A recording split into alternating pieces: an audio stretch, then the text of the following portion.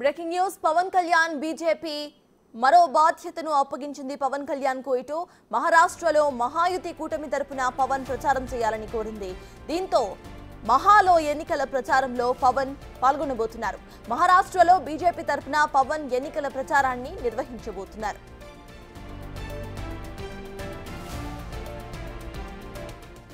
పదహారు 17 తేదీల్లో పవన్ కళ్యాణ్ మహారాష్ట్రలో ఎన్నికల ప్రచారంలో పాల్గొంటారు.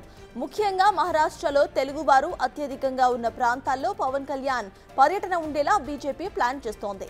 పవన్ కళ్యాణ్ చరిష్మాను ఉపయోగించుకొని ఓట్లు, సీట్లు రాబట్టుకోవాలని బీజేపీ అధిష్టానం పక్కా ప్రణాళికతో ముందుకు వెళ్తోంది.